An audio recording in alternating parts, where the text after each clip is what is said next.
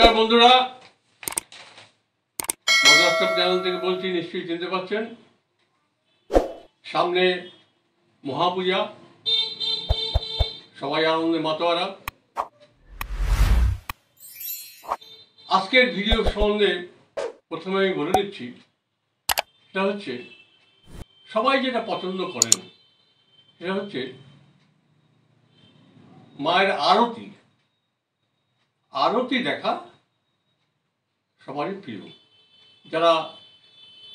যাদের মধ্যে বিন্দুমাত্র ভক্তি আছে, শ্রদ্ধা আছে, তারা বিভিন্ন মণ্ডপে আরতি দেখতে দাঁড়িয়ে যান, দেখেন। তো এই আরতি সম্বন্ধে আমার একটা তীব্র প্রতিবাদ আছে, এই কারণে যে বিভিন্ন পূজা মণ্ডপ আমার কাছেও আছে, আর বিভিন্ন প্রতিষ্ঠান সবই কিন্তু এরা বারোয়ারি। এরা কি বলে জানেন? ঠাকুরমশাই, আমাদের আরতিটা কিন্তু 1 ঘন্টা করতে হবে। আমরা মাফ করবেন, 1 ঘন্টা ধরে এই গরমের মধ্যে জিনিসপত্র নিয়ে নাচানাচি আমার পক্ষে অসম্ভব। কিন্তু ওদের স্বার্থ আছে, 1 ঘন্টা ধরে চলবে, অনেক লোকের ভিড় হবে, অনেক দক্ষিণা অঞ্জলির মন্ত্র পড়বে, এইসব লোভে ওরা এসব করে। কিন্তু এটা চূড়ান্ত কিন্তু অশাস্ত্রীয়। আমি সগর্বে বলছি, চূড়ান্ত অশাস্ত্রীয়। তো আমার বন্ধুরা যাতে জানতে পারেন আরতির ব্যাপারটা কি, আপনারা নিজেরাও করেন, মন্দিরে আরতি করেন ধূপকাঠি দিয়ে, জানেন। তো আমি বিভিন্ন শাস্ত্রের মধ্য থেকে আমি এটা উদ্ধৃত করে বলবো, আপনারা শুনে অবাক হয়ে যাবেন যে আরতির মধ্যে একটা বিকল্প পূজার সন্ধান আছে। একটা পুজো করলে, আস্ত পুজো করলে যা হয়, একটা আরতি করলে সেই কাজ হয়। আমার কথা নয়, যেহেতু এগুলো বিভিন্ন শাস্ত্র থেকে আমি তুলেছি, মাফ করবেন, আমার বৃদ্ধ বয়সে ওসব শাস্ত্রীয় বাক্যগুলো জানি নিয়মটা, কিন্তু শাস্ত্রীয় শ্লোকগুলো তো আমার মনে নেই। আর সেই জন্য আমাকে মাফ করবেন, আমি বিভিন্ন শাস্ত্র থেকে এই শাস্ত্রীয় শ্লোকগুলো উল্লেখ করে শোনাব। তন্ত্রশাস্ত্র থেকে শুরু করে বেদোক্ত পুরোনোক্ত পদ্ধতিতে কীভাবে এই আরতি করা হয়। তো দেবদেবীর পূজায়, যে কোনো দেবদেবীর পূজায় আরতি তো অবশ্যই করতে হবে, আপনারা জানেন। এটা একটা পূজার আবশ্যকীয় ক্রম। তো এই আরতিকে সংস্কৃত ভাষায় বলে আরাত্রিক, নীরাজন। আবার কোনো কোনো শাস্ত্রে দীপাবর্তন, সেও বলে দীপাবর্তন, বুঝলেন। এইবার আসুন, জানেন কি আরতি শব্দটার মানে কি? আরতি মানে কি জানেন? এই আ শব্দের অর্থ হচ্ছে বিস্তৃতি। আ শব্দের মানে বিস্তৃতি বোঝায়। আর রতি শব্দটার অর্থ হচ্ছে প্রেম বা ভালোবাসা। আমরা কথায় কথায় বলি না, তার অমুক কর্মে মতি নেই, অমুক কর্মে রতি নেই, এরকম বলি। সেই রতি শব্দের অর্থ ভালোবাসা। তাহলে দেবদেবীর পূজায় নানা আঙ্গিক ত্রুটি বিচ্যুতি ঘটতে পারে, এই আমরাও করি। সেটা উপকরণের অভাব, মন্ত্রের অভাব, নানা কারণে হতে পারে, ত্রুটি বিচ্যুতি হয়, কিংবা ক্রমটা বাজিয়ে দিয়ে গেলেন ঠাকুর বসে, এরকম হয়। তো সেই জন্য এই যে যত ত্রুটি বিচ্যুতি হয়, জেনে নিন এই আরতি করলে কিন্তু সব ত্রুটি বিচ্যুতি পূর্ণ হয়ে যায়। বুঝতে পেরেছেন? তাহলে আরতির মহত্বটা কত বড়। দেবদেবীর পুজো করলেন, ত্রুটি হলো, বিচ্যুতি হলো, আরতি করলে সমস্ত ত্রুটি দূর হয়ে যায়। এটা যে 1 নম্বর আরতির গুণ। তো এ বিষয়ে একটা শাস্ত্রীয় শ্লোক আছে, আমি সেটা পড়ে শোনাচ্ছি। মন্ত্রহীনং ক্রিয়াহীনং যৎকৃতং পূজনং হরেঃ সর্বং সম্পূর্ণতামেতি কৃতে নিরাজনে শিবে। অর্থাৎ এখানে স্বয়ং শিব বলছেন পার্বতীকে, এই শ্লোকটা দিয়ে এই নিরাজন আরতির মাহাত্ম্য বোঝাতে শিব বলছেন পার্বতীকে, হে শিবে, ভগবানকে, এই ভগবানের পূজা যদি মন্ত্রহীন হয় এবং ক্রিয়াহীন হয়, বুঝুন, মন্ত্র বলেই ক্রিয়া নেই, মন্ত্রে ক্রিয়াহীন হয় যদি, তাহলে নীরাজন বা আরাত্রিকের দ্বারা সর্বপ্রকারে তার সম্পূর্ণতা প্রাপ্ত হয়। বুঝলেন? ভাবুন কত মাহাত্ম্য এই আরতির মাহাত্ম্য। তো এই যে নাম পঞ্চনীরাজন। পঞ্চনীরাজন কেন? 5 রকম জিনিস দিয়ে করে, তাই পঞ্চনীরাজন। তো শাস্ত্রীয় আরতির যে নিয়ম বা বিধান এরকম বিধান শাস্ত্রীয় শ্লোক দিয়ে আমি বলছি। পঞ্চ নীরাজনং কুর্যাৎ প্রথমং দীপমালায়া, দ্বিতীয়ং সদকাব্যেন, তৃতীয়ং ধৌতবাসসা, চতুর্থার্থা দ্বিপত্রস্য, চতুর্থং পরিকীর্তিতম, পঞ্চমং প্রণিপাতেন সাষ্টাঙ্গেন যথাবিধি। এটাই হচ্ছে প্রকৃত শাস্ত্রের নিয়ম। আমরাও ওটা অনুসরণ করি। এই শ্লোকটা আমি কথায় কথায় বলি, সবাইকে বলি, একটু বাংলায় করে দিই, তার শুদ্ধ বুঝতে সুবিধা হবে। তো এখানে কিন্তু দীপমালার কথা, প্রথমং দীপমালায়। দীপমালায় মানে এই ঘিতের দ্বীপ জ্বালানে, পঞ্চপ্রদীপ জ্বালান, 28টা প্রদীপ জ্বালান, কেউ 108টা প্রদীপ জ্বালান, এসব করেন। তো 28টা দিয়ে আমি আরতি করেছি, অনেক হাত ব্যথা হয়ে যায় মশাই। 108-এর করা যায় না, ওই পাশে বসিয়েই রাখে, ওদি আরতি করা যায় না। 28 অব্দি করে। তাহলে ঘিতের প্রদীপ, পঞ্চপ্রদীপ কিংবা ওই 28টা প্রদীপ দিয়ে আরতি করলেন। তারপরে কি দ্বিতীয় সদকাব্যেন, অর্থাৎ কিনা জলপূর্ণ শঙ্খ। জলপূর্ণ শঙ্খ, এই শঙ্খ আছে, এই যখন আমার কাছে আছে করি, এই দেখো এই জলপূর্ণ, এর মধ্যে জলপূর্ণ করে এরকম একটা শ্রীপত্র নিয়ে এই দেখতে পাচ্ছ, দেবতাকে আরতি করছে। তা এ হচ্ছে সদকাব্যেন। অর্য মানে এই শঙ্খ। আর তৃতীয় ধৌতবাসসা। ধৌতবাসসা মানে ধোয়া কাপড়। আমার এখানে আছে, এক্ষুনি এত দেখাতে পারি। ধোয়া কাপড়।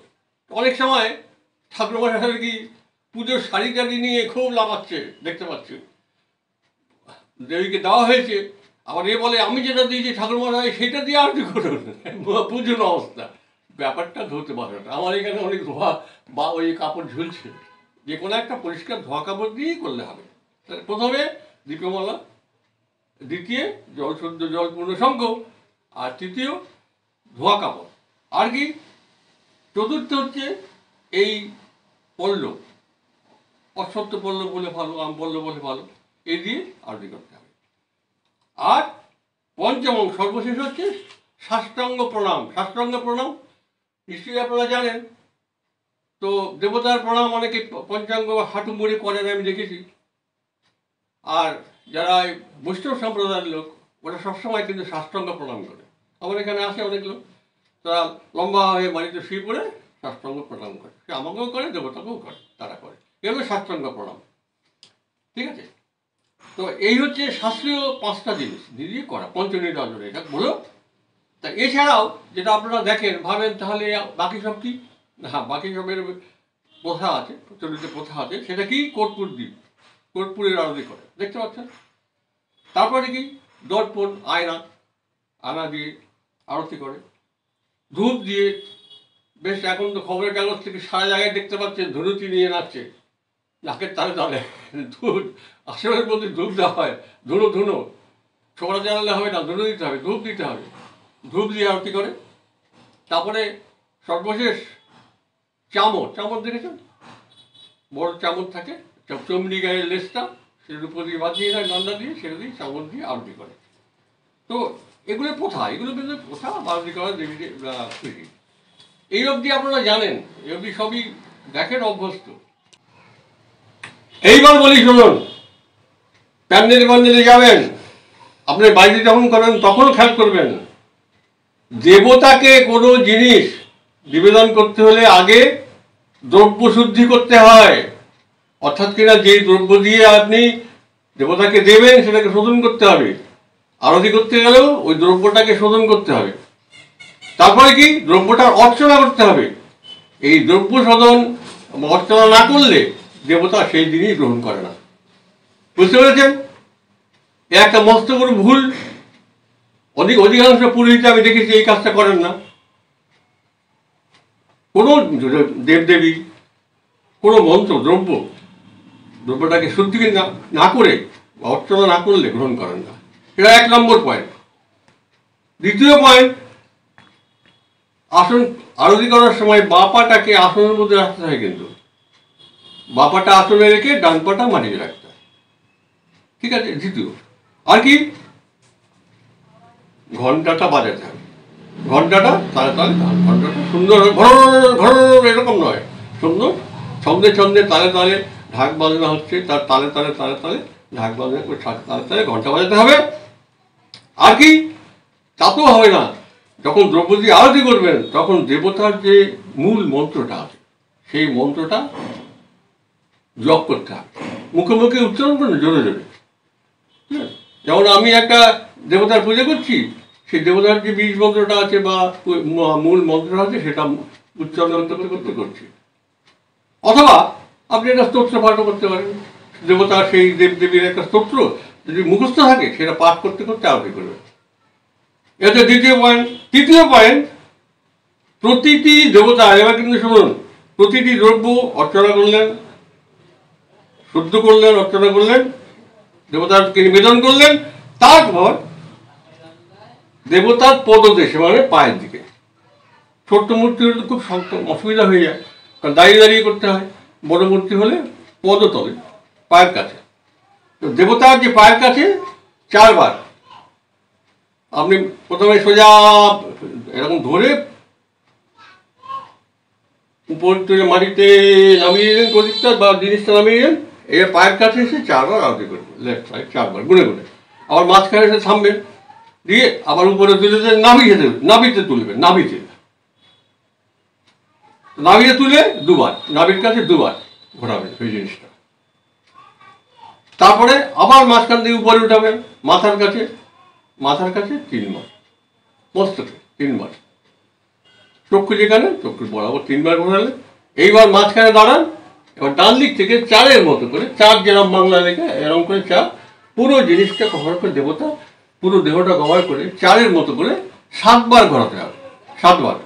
ঠিক আছে, তাহলে ব্যাপারটা হলো 4, তারপরে 2, নাভিতে 2, আর মাথার কাছে 3 বার, তাহলে 4, 2, 6, আর 3, 9, আর 7 বার 4-এর মতো করে, মানে সবশুদ্ধ 16 বার। 16টা হলো, ঠিক আছে। এবারে এই হচ্ছে শাস্ত্রীয় নিয়ম। আর তালে তালে করলে তো খুবই সুন্দর হয়, ঢাক বাজছে তালে তালে যদি আরতি করেন, সুন্দর সুন্দর নেড়ে হাতটাকে তালে তালে তালে তালে ঘোরাবেন। তো মনে রাখতে হবে, এই কথাটাই আমি বলতে চাইছিলাম, যে আরতি করা মানে হচ্ছে এই ঘুরে ঘুরে শরীর কোমর দুলিয়ে নেচে নৃত্য করা নয়, আরতি নৃত্য নয়। তো এই যে 1 ঘন্টা আরতি করবেন বুঝেছেন, এটা কুপ্রথা। কারণ এটা করতে কত সময় লাগবে? সব কটা জিনিস দিয়ে করতে 20 মিনিট লাগবে, সব কটা জিনিস দিয়ে আপনার যা আছে, বুঝলেন। তাহলে ঘুরে ঘুরে নৃত্য করা এটা উচিত না, কখনোই করা উচিত না দেবতার সামনে লোককে দেখানোর জন্য, উচিত না। তারপরে কি, এই যে পঞ্চপ্রদীপ বা কর্পূর দ্বীপের যে শিখা, এটা আরতির পর রেখে দিলে ওটা বুকে মাথায় নিতে হয়। কেন? এটা একটা প্রথা। কেন? দেবতার দৃষ্টি হতে লাগে, দেবতা ভোগ করেন, বা সেটা আশীর্বাদটা আমরা নিলে আমাদের শরীর মন দেহ সুস্থ থাকে, মনে ভালো লাগে। ও শিখা নেয়, প্রদীপের শিখা নেয়, মায়ের আঁচল দিয়ে অনেক সময় শিখাটা নিয়ে নেয়, দেখেছেন, প্রদীপের শিখা নেয়, মাথায় দেয়, বুকে দেয়, ছেলে মেয়েদের মাথায় দেয়, এই কারণে নেয়। আচ্ছা, এবারে কি, এইবার আসল কথাতে আসি, যে এই আরতিটা কিন্তু একটা সাংকেতিক পুরো পুজো। তো আপনারা বুঝলেন যে এই 5টা জিনিস দিয়ে যদি এইরকম টোটাল 16 বার ঘুরিয়ে করে, তাহলে কত সময় লাগবে? এক একটার পিছনে 2-3 মিনিট করে সময় লাগবে এক একটা, তাই তো। 5টা জিনিসে 15 মিনিট, আমি সেখানে আরো জিনিস যদি বাড়িয়ে দেন 20 মিনিট লাগবে, 25 মিনিট লাগবে, তার বেশি না। কাজে এইসব এই যে একবার ধরে নাচার অনুরোধ, ওটা ওদের স্বার্থে করে, পূজার স্বার্থে করে না, উচিত না করা। এইবার আমি আসল কথা আছি সেটা হচ্ছে যে এটা একটা সাংকেতিক পূজা, আরতিটাও কিন্তু সাংকেতিক পূজা, বুঝলেন? এটা শক্তিবাদ শব্দশাস্ত্র এটা বলছে যে এটাও একদম সাংকেতিক পূজা। এর একটা আধ্যাত্মিক তাৎপর্য আছে, যেটা আমি বলে আপনাদের কাছে আমি ধন্য হব এই জন্যে যে এই ধারণা সবার নেই, বুঝলেন? যারা উচ্চ মার্গের যারা সাধক তান্ত্রিক তারাই জানেন এই গোপন কথাটা। তো আপনারা আমার বন্ধু, সেজন্য আপনাদেরকে জানার জন্য এই জীবনের মতো এই কথাগুলো আমি বলে দিচ্ছি। যেটা এটা হচ্ছে একটা আধ্যাত্মিক তাৎপর্য কি, যে বাহ্য উপাদান দিয়ে, বাহ্য উপাদান বুঝলেন তো, চাল ডাল ফল নৈবেদ্য মিষ্টি এসব দিয়ে যা করেন, পায়েস টায়েস ভোগ ইত্যাদি, এই যে বাহ্য উপাদান দিয়ে দেবতাকে পূজা করার সময় দেবতাকে স্থূলভাবে বিষয় পঞ্চ উৎসর্গ করা, এগুলো স্থূল বস্তু। আপনি ফল মিষ্টি পায়েস ভোগ এগুলো কি স্থূল বস্তু, তাই এগুলো বাহ্য উপাদানগুলো স্থূলভাবে দেবতাকে নিবেদন করা হয়। কিন্তু আরতিটা কিন্তু সেরকম নয়। দেবতাকে নিবেদন করছেন স্থূল উপচার, সেটা অন্য জিনিস। কিন্তু আরতি কিন্তু আরতির সময় যে এই বিষয় পঞ্চক 5টা ক্ষিতিরক্তের পর্যন্ত জানেন আপনারা, এই যে সূক্ষ্ম তন্মাত্রগুলো, এই বস্তুগুলি সূক্ষ্ম তন্মাত্রগুলো সেগুলো দেওয়া হয়। সূক্ষ্ম তন্মাত্রগুলো ব্যাপারটা যারা আধ্যাত্মিক, যাদের তত্ত্বজ্ঞান আছে, পড়াশোনা আছে, তারা বুঝতে পারছেন আমার কথা। একটা স্থূল জিনিস বাহ্য উপাচার, আর সূক্ষ্ম জিনিসগুলো হচ্ছে এই আরতির মধ্যে আছে। সূক্ষ্ম উপাচারগুলো কি, যেমন আরতির দ্বীপ, ধরুন আরতির দ্বীপ কর্পদ্বীপই হোক বা এমনি দ্বীপ পঞ্চপ্রদীপ হোক, সেটা হচ্ছে এটা রূপের প্রতীক। রূপ রস গন্ধ স্পর্শ শব্দ সূক্ষ্ম তন্মাত্রা 5টা। তো এই আরতির দ্বীপটা হচ্ছে রূপের প্রতীক। শঙ্খের জল, জলের তো রসগুলো আছে, রসের প্রতীক, রস। তা রূপ এটা হচ্ছে রস, শঙ্খ জল। আর ধূপ অথবা এই যে গন্ধপুষ্প দিলেন, ফুল টুল দিলেন, এগুলো হচ্ছে গন্ধের প্রতীক। গন্ধ ছড়াচ্ছে জানেন, গন্ধের প্রতীক। তাহলে রূপ রস গন্ধ 3টে হলো। আর চামর বাজন, মানে চামর দিয়ে হাওয়া দিচ্ছেন, হাওয়াটা কি না স্পর্শের প্রতীক। রূপ রস গন্ধ স্পর্শ। আর সবার শেষে ঢাক বাজাচ্ছেন, টং টং টং টং টং টং টং টং ঘন্টা বাজাচ্ছেন, সেটা কিসের? শব্দের প্রতীক। দেখছেন, এগুলো সূক্ষ্ম তন্মাত্রা 5টা। রূপ রস গন্ধ স্পর্শ শব্দ 5টা। তাহলে এই যে অন্তর্নিহিত আধ্যাত্মিক তত্ত্ব লুকিয়ে ভারতের মধ্যে আছে, আশা করি আমাদের জীবনে প্রথম শুনলেন, কিছু মনে করবেন না, বুঝলেন? কত মাহাত্ম্য বুঝুন। এবারে আরো সুন্দর কথা বলছি বন্ধুরা, কোথাও যদি আরতি হয় এড়িয়ে যাবেন না, বুঝলেন? যত কাজই থাক, যত তাড়াহুড়োই থাক, আপনি যদি দেবদেবীর প্রতি ভক্তি থাকে, জীবাত্মার প্রতি যদি আপনার কিছুমাত্র জ্ঞান রেখে থাকে, তাহলে এড়িয়ে যাবেন না, সঙ্গে সঙ্গে যাবেন। কেন? সেটাই আমি বলবো যে আরতি করা যে করে এবং আরতি যে দেখে তার কি ফল শাস্ত্র বলছে। প্রথম পয়েন্ট, যে ব্যক্তি নিরাজন বা আরতির দ্বারা ভগবানের পুজো করেন, আমি করি আর আপনি করি, যেই করি, সেই লোকটা তিনি ইহলোক এই লোকে এবং পরলোক উভয় লোকেই মুক্তিপ্রাপ্ত হন। 1 নম্বর পয়েন্ট। এটা হচ্ছে যিনি করেন তার ফল। আর যিনি দেখেন, যে কথা বললাম আপনারা দেখবেন। আর শ্রী ভগবানের আধ্যাত্মিক দর্শনের ফলও কম না। নিরাজনস্য চ পশ্যেৎ দেব দেবস্য চক্রীরঃ সপ্ত জন্মানি বিপ্রস্যাদ অন্তে চ পরমং পদম। অর্থাৎ যিনি চক্রধারী শ্রী ভগবান বিষ্ণুর আরাত্রিক মানে আরতি ভক্তি চিত্তে দর্শন করেন, 7 জন্ম পর্যন্ত তিনি বর্ণশ্রেষ্ঠ দ্বিজকুলে উৎপন্ন হয়ে অন্তে তার পরমপদ লাভ করেন। আরতি করেই আপনি ব্রাহ্মণ বংশের জন্ম পেতে পারেন, মুক্তি পেতে পারেন। দেখছেন কি কথা, আমি বলেন আরতি করে। যিনি প্রকৃত সাধক, তিনি এই আরাত্রিক অনুষ্ঠানের মধ্য দিয়ে একে একে দ্রব্যগুলিকে দেবতাকে উৎসর্গ করে আপনাকেও তার চরণে সম্পূর্ণরূপে সমর্পণ করেন। নিত্য পূজায় বিভিন্ন উপাচার দিয়ে আরতি না করে অনেক সময় শুধুমাত্র প্রদীপ দিয়ে আরতি করা হয়। তার কারণ দেবতা দিব্য দেহধারী, আলোক দেহধারী, বুঝলেন? আমরা অনেকেই করি। আমার এখানে একাধিক আছে, দেখতেই পাচ্ছেন, আমাকে করতে হয়। তো শুধু আলোক দিয়ে প্রদীপ দিয়ে পঞ্চপ্রদীপ দিয়ে আরতি করে, সেটাও শাস্ত্রীয়। কেন?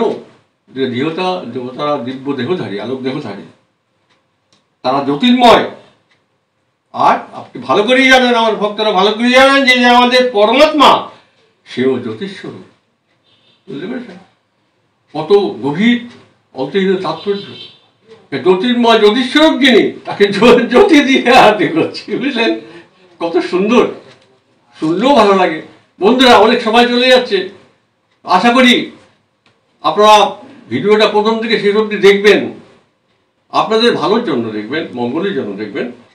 যথারীতি আমাদের সঙ্গে থাকুন, সাবস্ক্রাইব করুন, লাইক করুন, শেয়ার করুন, কমেন্টস করুন। যদি কিছু বক্তব্য থাকে বলুন। যদি আরতি করতে চান আমার রাজাকে বলবেন, আবারও বলে দেবে কেমনভাবে করবেন, আপনার বাড়িতে কী উপকরণ আছে, তার দিয়ে কী করবেন। আমি তো মোটামুটি বলেই দিলাম। বুঝতে পেরেছেন? তাহলে বুঝতে পেরেছেন এই কুপ্রথাগুলো ঘন্টার পর ঘন্টা আরতি করা কতটা খারাপ, আর কীরকমভাবে করতে হবে আমি বলে দিলাম। কতবার কোনটা ঘোরাতে হয় বলে দিলাম, তালে তালে করতে হবে সেও বলে দিলাম, সব পাঠ করতে করতে করতে সেও বলে দিলাম। বুঝতে পেরেছেন? আর এটা কত বড় আধ্যাত্মিক তত্ত্ব স্থূলভাবে বা সূক্ষ্মভাবে পঞ্চতন্মাত্রের স্থূলভূত ইত্যাদির প্রতিনিধি এবং দেবতার সঙ্গে কতটা সম্পর্কযুক্ত। বুঝেছেন? আশা করি বুঝতে পেরেছেন। ভালো থাকুন, আনন্দ থাকুন। আপনাদের মতামত জানান।